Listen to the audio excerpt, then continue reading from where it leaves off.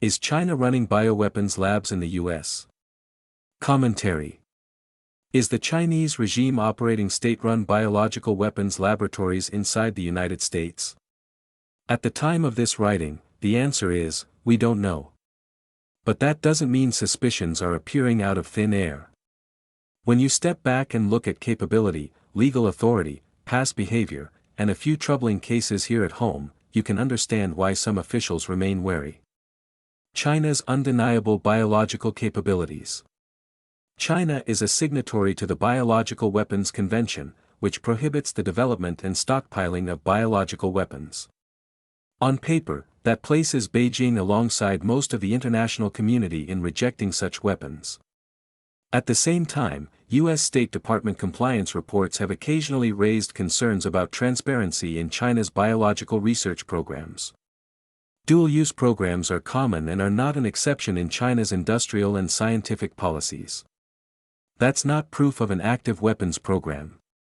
However, it does establish an important point: China has sophisticated biotechnology capabilities, and U.S. officials have flagged opacity in certain areas.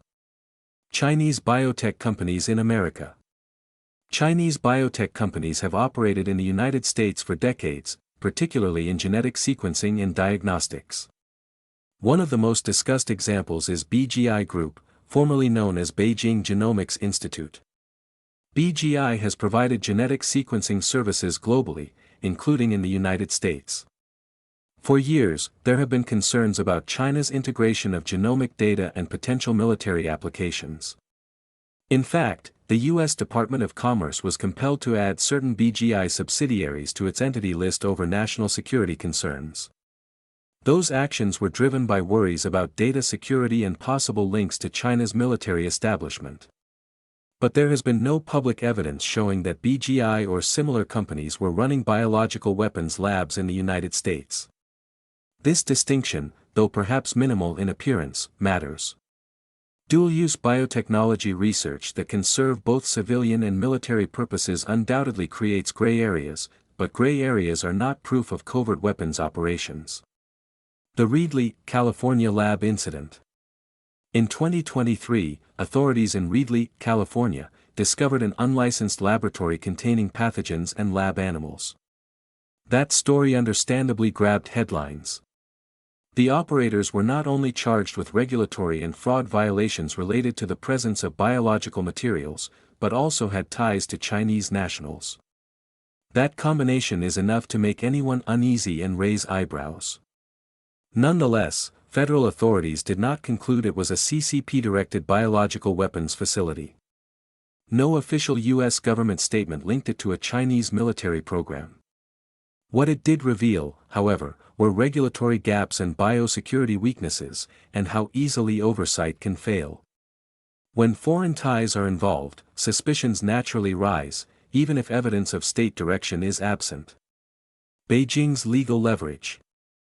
In 2017, China enacted its National Intelligence Law, which requires Chinese organizations and citizens to support and cooperate with state intelligence work. In other words, every Chinese company and individual at home or abroad could be legally responsible to act as an agent of the Chinese Communist Party. This is where strategic concerns become sharper. If a Chinese biotech company operates abroad, could it be compelled to share data with Beijing? Could sensitive research be leveraged? Could a seemingly civilian entity be pressured into assisting intelligence objectives? Yes, it could. From a will, capability, intent perspective, the Chinese regime clearly possesses advanced biotech capability and has often demonstrated a willingness to engage in industrial espionage in other sectors. What's more, the CCP's official doctrine both proscribes and embraces long-term strategic competition with the United States. These facts don't automatically translate into hidden bioweapons labs in American cities. But they do explain why some policymakers view Chinese biotech operations through a national security lens. Biological smuggling cases. And they're right to do so, as there have been multiple Justice Department cases involving improper importation of biological materials into the United States. These cases typically involve regulatory violations, visa fraud, or improper transfer of research samples.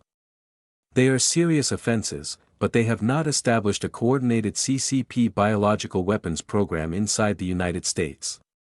Similarly, while there has been reporting on Chinese-linked money laundering networks tied to fentanyl trafficking, there is no verified public evidence connecting cartel activity to biological weapons labs operating in the United States. What would proof look like? If China were operating state-directed biological weapons labs inside the United States, we would likely see federal espionage indictments, weapons proliferation charges, sanctions, or formal intelligence assessments confirming such activity. None of that currently exists in the public record. The absence of proof doesn't prove impossibility or even mean it's not happening. But it does matter. Serious allegations require serious evidence.